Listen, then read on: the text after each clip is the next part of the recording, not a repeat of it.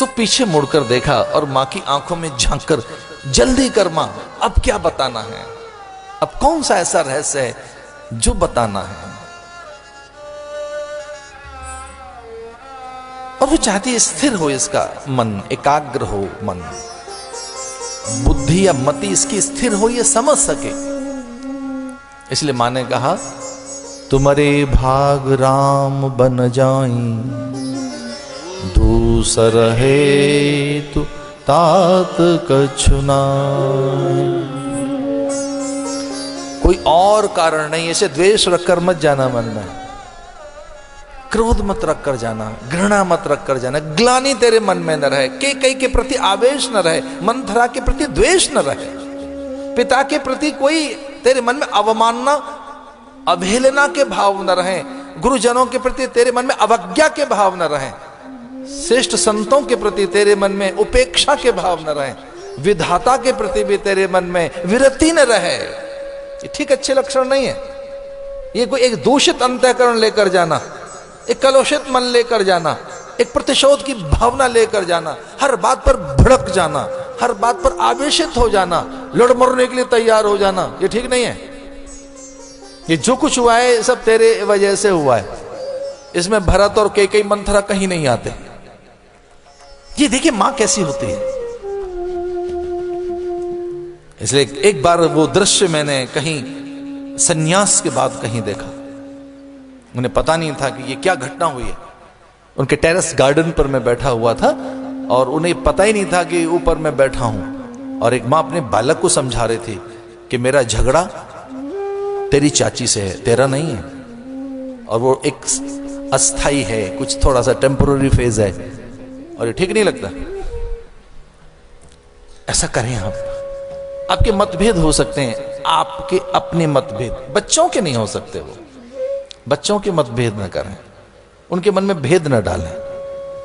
ज्येष्ठ जनों के प्रति, अग्रजों के प्रति, अनुज के प्रति, परिवार के प्रति, समुदाय के प्रति, अपनी वंश कुल गोत्र परंपरा के प्रति, अपने देश के प्रति, समुची मानवता के प्रति एक कलुषता न रखें, ये भाव ना हो।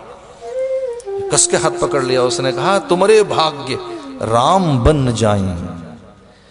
और एक और बात कही, दूसर हेतु तात कछु नाहि। कोई दूसरी और कोई बात नहीं है। उसमें मंथरा, उसमें कैकेयी, उसमें देवसत्ता, उसमें कहीं कोई और आड़े नहीं आता है। हाँ एक बात है, तेरा भाग्य जग गया, तेरे भाग्य के लिए राम वन में जा रहे हैं। दूसर हेतु तात कछु नाहि। तेरा भाग्य जग गया है, तेरे भाग्य का कपाट खुल गया है। और वो यहां तक बताने लगी कि जब धरती पर भार पड़ेगा तो हजार हजार फणों पर धारण करने वाली धरा किसके शीश पे धरी है? वो कौन है जो धरती के भार को ढोता है? तेरा भार उतर रहा है। भवो भारावताराय। अरे लक्ष्मण, कुछ भार उतारने के लिए ही तो अवतरण हुआ है राम का। तो भार किसका उतरेगा? बोझा किसका कम होगा? दुख किसके कम होंगे? कष्ट किसके कम होंगे? तेरे। कितनी सुंदर बात है, देखिए। भवो भारावताराय। भार को उतारने के लिए, भार कम हो, निर्भर हो सके, आप निश्चिंत हो सके, माथे का भार मिट सके, तुम्हारे भाग्य राम बन जाए। दूसर हेतु तात कछु नाहि। इसे लक्ष्मण, तेरे भाग्य की बात है ये, और तुझे अवसर मिल रहा है सेवा करने का, चूक मत जाना, दौड़ कर जा। इसलिए अब एक नहीं है, तीन हैं। उभय बीच सिय सोहत कैसे, ब्रह्म जीव विच माया जैसे। अब वो तीन हैं, एक ब्रह्म है और बीच में माया है और फिर एक जीव है। इन पर कोई चर्चा की जाए तो हमारा सालों बीत जाए, मुझे लगता है कि युग बीत जाएं। एक जन्म कम पड़ता है ये जानने के लिए कि द्वैत सिद्धांत सही है या द्वैताद्वैत सही है या शुद्धाद्वैत सही है या कि अद्वैत सही है। सबका आदर करना चाहिए, सभी सिद्धांतों का। वो द्वैताद्वैत हो, शुद्धाद्वैत हो, विशिष्टाद्वैत हो, अद्वैत हो, शुद्धाद्वैत हो। अपने अपने ढंग से समझाया उसको। वेदांतियों ने, विशिष्टाद्वैतवादियों ने, द्वैतवादियों ने, अशुद्धाद्वैतवादियों ने वो राम लखन और जानकी का वन में जाना अलग अलग अलग ढंग से समझाया सबने। ब्रह्म जीव विच माया जैसे, वो आगे ब्रह्म है, फिर बीच में माया है, पीछे पीछे जीव है, और वो निकल गए वन में। अयोध्या अनाथ सी है। भक्ति अद्भुत चीज है जिसमें इष्ट की प्रसन्नता ढूंढी जाती है। इष्ट की प्रसन्नता, इष्ट कैसे अनुकूल हो, इष्ट को अनुकूल करने का नाम ही तो भक्ति है ना। इष्ट की अनुकूलता किसमें, इष्ट की प्रसन्नता किसमें? तो भक्त ढूंढ ढूंढ कर कुछ ऐसे योग यत्न करता है। वो पाद्य अर्घ्य स्नान, गंध अक्षत पुष्प वस्त्र धूप दीप, मधुर मिष्ठान तांबूल परिधान, वो सब इसलिए हैं। वो सेवा चर्या सपर्या,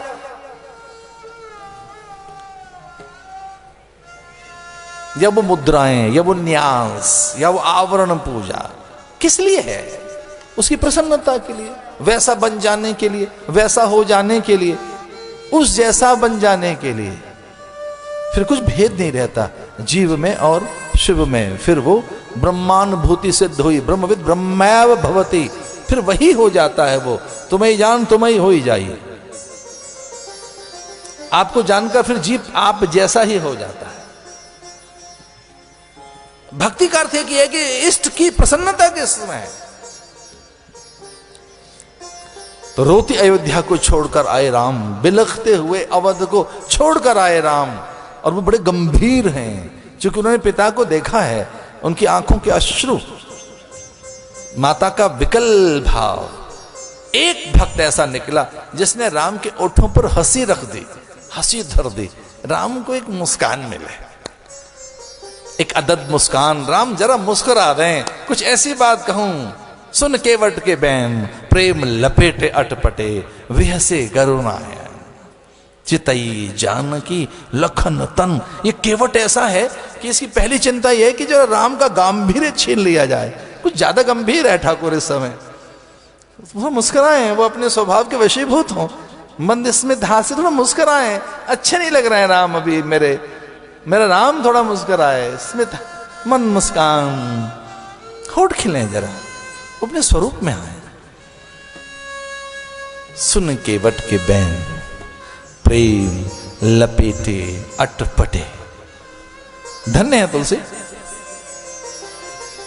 उस केवट तक पहुंच गए। वहां गंगा के तट पर वो उलझ रहा है। वो कह रहा बाद में पार उतारूंगा, पहले चरण पर खारूंगा। उस पार, और जिस ढंग से केवट ने उपेक्षा की सीता और लक्ष्मण की, वो देखते बनती है। उसका सीता लक्ष्मण से कोई लेना देना नहीं, उनसे कोई संवाद नहीं हुआ उसके, उन्हें देखना भी नहीं चाहता वो, क्योंकि चोट खाए हुआ प्राणी है। बहुत चोट खाई है उसने पूर्व जन्म की। बड़ी उपेक्षा, बड़े उपहास, बड़े व्यंग, और बहुत तरह से उनकी दुत्कार सही है इसने। ऐसा कहते हैं, पुराण में चर्चा आती है, देवताओं में ये बात हुई कि कौन भगवान नारायण के पग पखार कर आए, उनका चरणोदक चरणामृत, उनके चरण छूकर कौन आए, क्षीर सागर तक कौन पहुंचे। इसने कहा मैं जाऊंगा, कछुआ बनकर ये चला गया। चरणों की ओर पहुंचा तो लक्ष्मी जी ने जल से हटा दिया ऐसा करके। अरे यहां कहां तक पहुंच गया ये कछुआ, यहां कहां से आ गया। लक्ष्मी जी एकदम सावधान हो गई और लक्ष्मण को कहा, उन्हें शेषनाग को ध्यान रखना, कोई जीव आ गया यहां पर। उधर चरणों की तरफ तो मैं बैठी हूं, मैं नहीं आने दूंगी, उधर सिर की तरफ ध्यान रखना। तो हजार हजार फण लक्ष्मण के, शेष के, और बहुत बार उसने प्रयास किया कि वो भगवान के चरण पखार सके, चरण पखार सके। अच्छा, शर्त कुछ ऐसी लगी थी कि चरण नहीं पखार सके तो फिर मनुष्य लोक में जाना होगा, मृत्यु लोक में। ये ध्यान रहे, फिर आप स्वर्ग के अधिकारी नहीं रहेंगे। कोई ऐसा एक बड़ा ये एक संकल्प है कि या तो चरण पखार कराइए, चरणोदक लेकर आइए, वहां तक पहुंच गए आप, ठीक है, आप धन्य हैं, हम आदर करेंगे आपका। पर कोई भगवान के चरणोदक लेकर आए, कोई उनके चरण छू कर आ जाए। इसने कहा मैं प्रयास करता हूं। एक देवता चला स्वर्ग से कछुआ बनकर, फिर नाना प्रकार के वो जलचर बनकर वहां तक पहुंचने का प्रयास करता। लक्ष्मी जी भगा देती, हटा देती हाथ से, और शेष के हजार हजार फण चैतन्य हो गए। वो तो सजग प्रहरी है, सोता तो कभी है नहीं, उसे निद्रा आती नहीं। और मुझे क्षमा कर देना, इससे ज्यादा सोना आता है वो विष्णु हैं, जिन्हें ज्यादा सोना आता है। कुंभकर्ण आदि नहीं है, 6-6 महीने की नींद है उनकी। तो ये तो युग युग तक सोना जानते हैं। विश्राम करना किसी को आता है, विष्णु है। और फिर इतना विश्राम कर लेते हैं कि कान से मधु कैटम निकलते हैं। वो इतनी गहरी नींद कि उस नींद का परिणाम मधु कैटम है। और वो इस ढंग से सो सकते हैं कि लक्ष्मी जी चरणों में बैठी हैं और हजार फण धारण करने वाला शेष है, तो आराम करिए। इस तरह से निश्चिंत कौन सो सकता है, जिसके पास इस तरह के परिकर, चाकर, सेवक, दास, दासी, अपना अंग, अपना ही कोई हिस्सा, इतना सजग कोई निश्चिंत। तो अपने बड़ों से कहो कि वो आराम से रहें, हम हैं यहां। सेवक ऐसा होना चाहिए जो अपने स्वामी से कहे निश्चिंत हो जाइए, आराम कीजिए, हम हैं ना।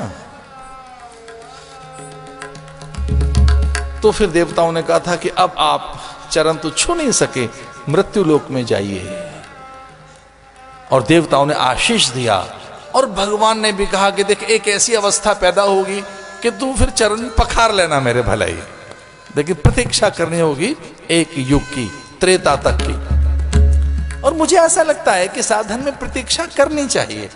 अधीरता अच्छा लक्षण नहीं है। साधन में धैर्य तो रखना ही चाहिए, प्रतीक्षा करनी चाहिए। प्रतीक्षा भी साधन का एक अंग है। प्रतीक्षा बड़ा हिस्सा है साधन का, साधना का। उसमें आप इष्ट के निकट रहते हैं। अच्छा, प्राप्ति के बाद तो साधना शिथिल हो जाती है। साधना का सबसे बड़ा एक पक्ष ये भी है, जो साधक कहते हैं कि देखिए, एक ऐसा पक्ष है कि अब प्राप्ति हो गई, अब साधन कहां रहेगा, फिर उपचार कहां रहेगा, साधन फिर गया। तो जो साधन की रुचि है, साधन में जो सक्रियता है, साधन की संलग्नता है, साधन में सेवा सपर्या आदि जो है, वो क्रम फिर पूरे हो गए, क्योंकि साध्य की प्राप्ति हो गई। तो ये वहां खड़ा है। और लक्ष्मण और सीता की ओर देखते हैं। राम, पहचानो इसे, ये कौन है? सुन के वट के बैंग, प्रेम लपेटे अटपटे, विहसे करुणाए। वो हंस पड़े। तो ये कितनी अच्छी बात है कि अयोध्या की थकान लेकर, अयोध्या से एक मुख म्लान लेकर, अयोध्या से एक प्रकार की चुप्पी लेकर, एक हल्का सा कष्ट लेकर लौटा राम। कि अवध अनाथ है, उजड़ा और रोदन करता हुआ, बिलखता हुआ मेरा अवध मैं छोड़कर आया। तो ये मुस्कान देना चाहता है कि बीती बातें बिसारिए, आओ मैं आपको पार उतार देता हूं। प्रेम लपेटे अटपटे, विहसे करुणाए, चितई जानकी लखन तन, दोनों को देखकर। और कहते पहचानो कौन है ये वही है।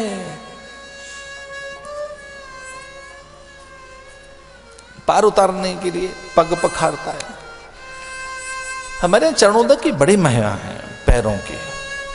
चरण कमल बंदऊ हरिराई, जाकी कृपा पंगु गिरि लंघे, अंधे को सब कछु दर्शाई। एक देवता ऐसा है जिसका माथा पुछता है। जटाटवी गुल जल प्रवाह पावित स्थले, गले विलंब विलंबिताम भुजंग तु गमालिकाम। ये शिव, उनके मस्तक पर वो इतने विनम्र हैं कि कोई उनके शरणापन्न हो, कोई उनके निकट आए तो माथे पे रख लेते हैं। गंगा माथे पे आ जाओ, चंद्रमा मस्तक पर आ जाओ। कोई शरणापन्न हो, भाई माथे पर आ जाइए।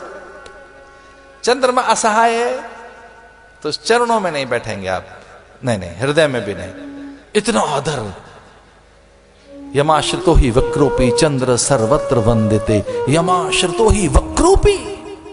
टेढ़ा मेढ़ा आदमी, सब तरीके से असहाय, साधनहीन, गुणहीन, अपात्र, हे निंदनीय, तयाज, अग्राह्य, बहिष्कृत, और सब ओर से वो त्रस्त थकित प्राणी। इसका अर्थ ही तो हुआ ना, वक्रोपी। यमाश्रितो ही वक्रोपी, कि अगर टेढ़ा मेढ़ा भी है और अपात्र भी है तब भी वो उसके लिए स्वीकृति है। ये कितनी बड़ी एक एक्सेप्टेंस। एक बार मैं कहीं विदेश में था और वो मुझसे कहने लगे चाय के समय पर कि स्वामी जी टॉलरेंस एक बड़ी चीज है और सभी धर्मों में टॉलरेंस होनी चाहिए, इस पर चर्चा है आज। मैंने कहा नहीं नहीं, हम थोड़ा और आगे की बात करते हैं। तो वो कहने लगे क्या? हमने कहा टॉलरेंस नहीं, एक्सेप्टेंस। टॉलरेंस तो बहुत छोटी चीज है, एक दूसरे को सहन कर लेना ये तो बहुत छोटी चीज है। और मेरा वेद कहता है एक्सेप्टेंस, सब वही एक है। जब सारे हम इकट्ठे हैं तो इसमें एक दूसरे को सहन क्यों करें? हम सब एक ही तो हैं। स्वीकृति होनी चाहिए। और भगवान शिव में क्या है? स्वीकृति जीव के लिए, वो जैसा भी है। इसे हर जमात वहां बैठने को तैयार है, वो हर किसी का आदर करता है, वो हर किसी को गले लगा लेता है, वो हर किसी के पास है। माथे पे चंद्रमा रख लिया, माथे पे गंगा रख ली, माथे पे हर चीज, लेकिन चरणों की महिमा निराली है। श्री गुरु पद नख मणिगण ज्योति, उसकी विधि है कि किस प्रकार से प्रणाम करें। वो पूरी ऊर्जा का वर्तुल, पूरी ऊर्जा का स्रोत, पूरी ऊर्जा कहीं इकट्ठी रहती है। तो वो कुछ ऐसा विद्वानों का अभिमत है, ऐसा कुछ शास्त्र भी संकेत करते हैं, कुछ गुरुजनों ने भी कुछ इस प्रकार के संकेत दिए कि चरणों में ही सारी चीजें हैं। ढंग से बस वो छू ली जाए, ढंग से चरणों को स्पर्श कर लिया जाए, विनत होकर, विनम्र होकर वहां की धूल माथे से लगा ली जाए। तो फिर बहुत से तर्क हैं, अलग अलग प्रकार के। रामायणी कहते हैं कि भाई आपके ये जो चरणों की धूली है, इससे पत्थर से भी कोई नारी बन जाती है, मेरी ये काठ की नाव है, आदि आदि आदि, पता नहीं क्या क्या कहता है वो। राम जानकी लखन को बैठा लेता है, पार नहीं उतारता। लक्ष्मण ने कहा कि प्रतिकूल पवन नहीं है, बहुत दूर नहीं है तट, अधिक जल नहीं है, तू ऐसा भी नहीं लगता कि अनुभवी नहीं है, फिर भी पार क्यों नहीं लगाता है? मौन है वो। तट बहुत दूर नहीं, हमें लगता है पार उतरते उतरते बस अब नाव लगी किनारे और तू फिर भीतर ले आता है। ऐसा लगता नहीं कि तू अनुभवी नहीं है और कोई पवन का कोई प्रहार है, कोई प्रतिकूल पवन है, ऐसा भी नहीं है। बहुत तेज धार भी नहीं है, कोई बहुत दूर भी नहीं है, पर हम किनारे लगते लगते फिर तू बीच में ले आता है हमें। तो मौन रहता है। लेकिन जैसे लक्ष्मण को किंचित आवेश आया कि अब किनारे आते आते नाव हमारी फिर से बीच में आ गई है, ऐसा क्यों कर रहा है? तब मौन भंग हुआ केवट का। उसने कहा जिसे पार उतार रहा हूं वो भी कभी कभी ऐसा ही करता है, फिर बीच में ले आता है। किनारे किनारे पहुंचा जीव फिर बीच में आ जाता है। मैं तो उसे बता रहा हूं, पुनरपि जन्म पुनरपि मरणम पुनरपि जननी जठरे शयनम इह संसारे खलु दुस्तारे कृपया वारे पाहे मुरारे। उनके स्वभाव को बता रहा हूं, जैसा उनका स्वभाव है वैसे मेरा स्वभाव है। नाव किनारे लगी, लेन देन की बात, अकाम आप्त काम निष्काम पूर्ण काम, कुछ चाहता नहीं। पर इसमें एक बात है कि किस तरह से एकाग्रता है, मन और बुद्धि और चित्त में किस तरीके से एक तादात्म्य है राम और सीता के, ये देखने की बात है। पति पत्नी में दो देह होती हैं वो, पर दो तन के बाद मन एक होता है। तन दो हो सकते हैं, वो दो तन हैं, पर मन एक होता है, एक विचार होते हैं, एक संकल्प होता है। इसी ध्यान रहे संकल्प में द्वैतता न रहे, दो संकल्प न रहे, पति पत्नी के, भक्त भगवान के, गुरु शिष्य के, एक संकल्प रहे। इसे वो बहुत एकता रहती है, जहां वहां सिद्धि होती है जीवन की। पति पत्नी का अर्थ है जीवन की सिद्धि। ऐसे राम का कुछ मन हुआ देने का, राम कुछ देना चाहते हैं, राम कुछ देना चाहते हैं, कोई मेहनत मजूरी नहीं, कुछ उपहार। अब राम को लगा कोई स्थूल वस्तु दें, इसे कुछ स्थूल। और ये जानकर कि मेरा पति कुछ देना चाहता है, तो एक अंगूठी, बस एक जो थी हाथ में, उसे उतार कर राम को दे दिया। एक अंगूठी, ये बस वो सौभाग्य सूचक, कि ये भी कोई सौभाग्य सूचक वस्तु, ये भी कोई एक क्यों रखी जाए मुद्रिका जिस पर राम नाम लिखा हुआ है। जो बहुत अधिक मूल्यवान है, जिसमें सीता के प्राण बसते हैं, जिस पर राम लिखा है, जो उपहार में मिली है, जो राम से ही प्राप्त हुई है, जो राम ने ही भेंट की थी, वो मुद्रिका उतारकर वो इतने निष्प्रह हैं, वो राम के निकट इतनी असंग हैं, इतनी समृद्ध हैं, कब इसकी भी आवश्यकता क्या है। तो मुद्रिका उतारकर उन्होंने राम की हथेली पे रख दी। ये लीजिए, अपने पति के हृदय की भावना जानकर वो मुद्रिका उतारकर उनकी हथेली पे रख दी, ये दे दीजिए। केवट मना करता है कि नहीं नहीं, ये इतनी कीमती चीज मैं नहीं लूंगा, ये तो किसी और के मतलब की है, इसका मैं अधिकारी नहीं हूं, ये तो मेरे मतलब की है ही नहीं, मुझे तो ये तो इतनी महंगी चीज मैं नहीं ले सकता। और वो दूरदृष्टा है, वो पहचानता है कि अभी राम के पास अंगूठी रही तो राम कभी मौका पाकर हनुमान को दे देंगे और हनुमान ये मुद्रिका लेकर लंका में जाएंगे, इसलिए ये कुछ और काम करेगी मुद्रिका, मैं नहीं लूंगा इसे, इतने से मैं नहीं टलूंगा, लौट कर जब कभी आएंगे जो मन होगा दे देना। वो यहां तक कहने लगा, लौट कर जब आओगे। इसे कोई विद्वान मुझसे पूछ रहे थे कि राम जी ने जो हनुमान को मुद्रिका दी, अंगूठी दी, वो कौन सी थी? तो मैंने कहा वो यही अंगूठी थी, राम ने संभाल के रख ले कि अब ये सीता को वापस नहीं देंगे, सीता त्याग चुकी कोई वस्तु, अब उसकी रही नहीं, इसलिए वो संभाल कर रखी जाए। अब उसका कोई बड़ा प्रयोग होगा, किसी बड़े प्रयोग में, बड़े प्रयोजन की पूर्ति में। राम वन में है, भरद्वाज के आश्रम से प्रणाम करते हुए राम सघन वन में, और अपने कितने ही विवेक संपन्न, विचार संपन्न आपके संवेग हों, संवेदनाएं हों, पूछ कर जियो। 14 साल वन में कैसे रहें, कहां रहें? लक्ष्मण को कहा उन्होंने कि हमें गुरुजनों से, मुनि मंडली से, संत समूह में जाकर पूछ लेना चाहिए। यहां एक ऋषि हैं और उनसे पूछे जाकर कि वन में कहां रहें, किस दिशा में, कहां कुटिया बनाकर, नदिया के किनारे, निर्झर के निकट, प्रपात के पास, कहां? वो बड़े प्रपात के पास ठीक रहेगा या नदिया के निकट या निर्झर के कहीं आसपास? कहां, किस कोने में, किस दिशा में? यहां तो बड़े सघन वन हैं, ये जम्मू तमाल पाकर रसाल घने, वो विशाल वट विटप, और उनकी छाउन पर लटकती लताएं, खिलते फूल, वो अवराइयां, वो कुंज, वो अद्भुत पलाश के चौड़े ऊंचे वो वृक्ष, तपस्वी जैसे, कहां रहे? तो कभी ये पूछ कर, दिशाओं का अंतर तो रहता है, उत्तर में जल रहे, दक्षिण पूर्व में अग्नि रहे, दक्षिण पश्चिम में आप स्वयं रहें, ऐसा कुछ वास्तु संकेत करता है।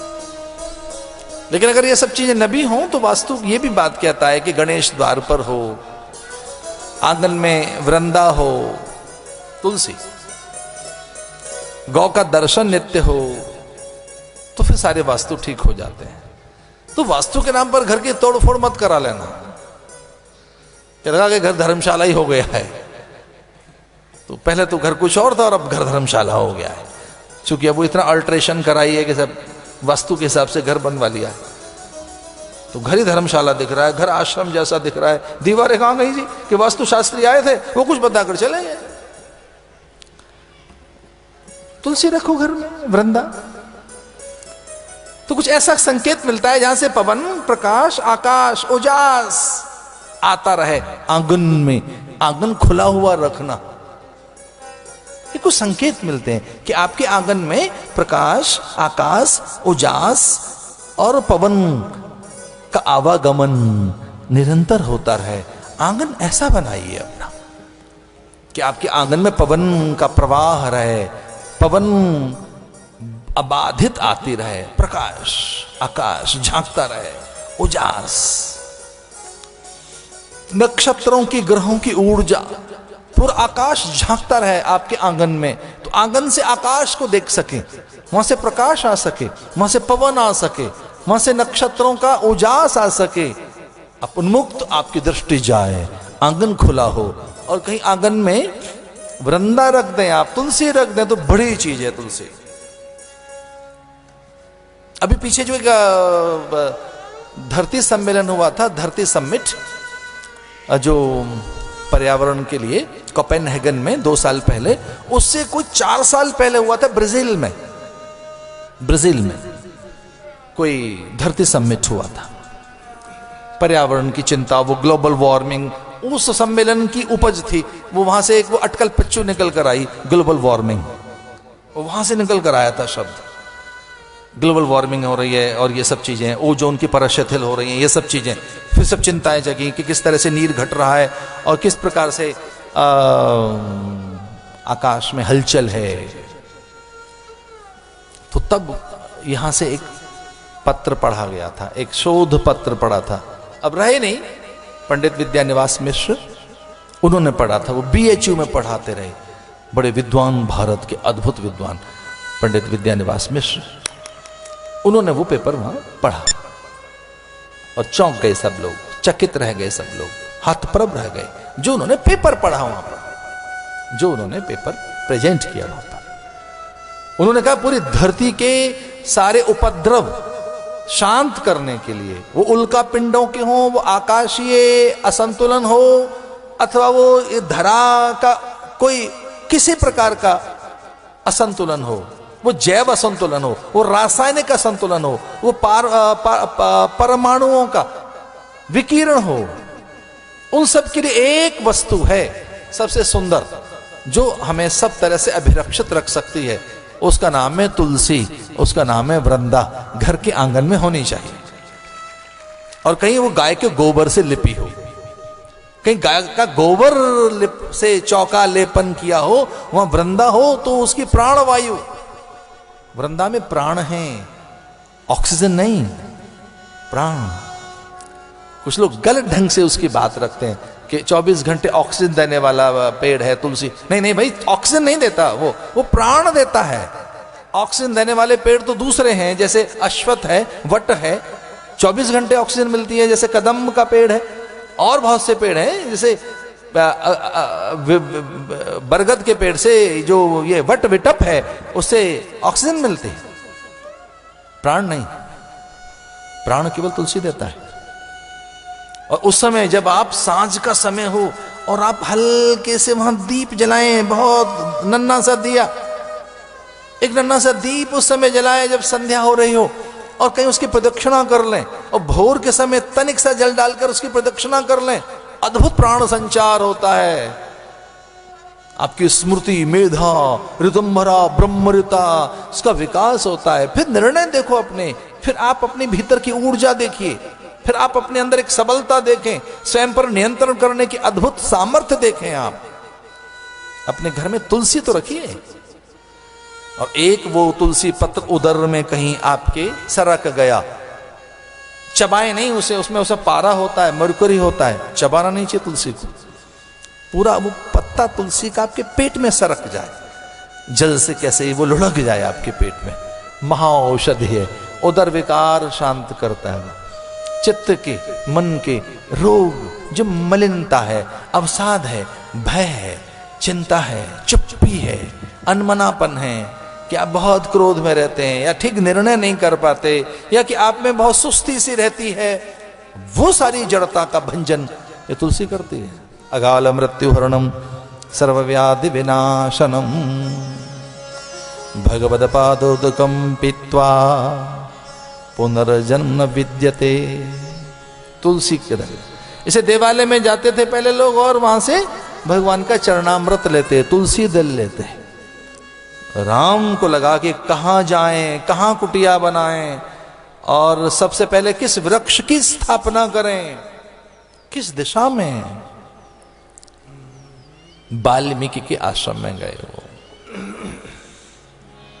प्रणाम किया ऋषि को, लेकिन ऋषि मगन होकर अश्रुपूरित नेत्र से रोम रोम रोमांच राम की आहट पाकर धन्य अनुभव करने लगा ऋषि, और कहने लगा, हे राम, मुझे क्यों ठगने आया है? तू ईश्वर है, ब्रह्म है, सनातन सत्ता है, मैं तुझे कहां बताऊं रहने के लिए जगह? चिदानंद में देह तुम्हारी, सर्वव्यापी सत्ता आप कहां नहीं है? ऐसा कौन सा कोना है जहां आप नहीं रहते और आप वहां रहना चाहते हैं? आप तो पहले से ही विद्यमान है, आप तो हर घर में हैं, घट घट में हैं, मन में हैं, हर ओर हैं, हर दिशाओं में। तो कौन सा कोना ऐसा बताऊं जहां आप नहीं हैं और रहना ही चाहते हैं आप कहीं? तो चलिए, दो चार ये जगह मुझे को समझ आती हैं, यहां रहिए। राम हाथ जोड़कर कहते हैं, मुनि, मैं कुटिया कहां बनाऊं? मुझे 14 बरस जंगल में रहना है, तो कहां, किस दिशा में रहूं? नदिया के निकट, प्रपात के पास, निर्झर के आसपास, कहां, किस दिशा में, किस वृक्ष के आसपास? इस पूरे ब्रह्मांड में और इस पूरी धरती पर किस कोने में, कहां, इस जंगल में कहां? तो वाल्मीकि ने कहा, कोई ऐसी जगह नहीं है जहां पहले से नहीं है, हर जगह आप हैं, घट घट में। फिर भी एक स्थान मुझे बहुत अच्छा लगता है, वहां रहिए, वहीं कुटिया बनाओ अपनी, और एक कुटिया 14 साल के लिए नहीं, पल जीवन भर के लिए वहां रहना। वो कौन सा स्थान है?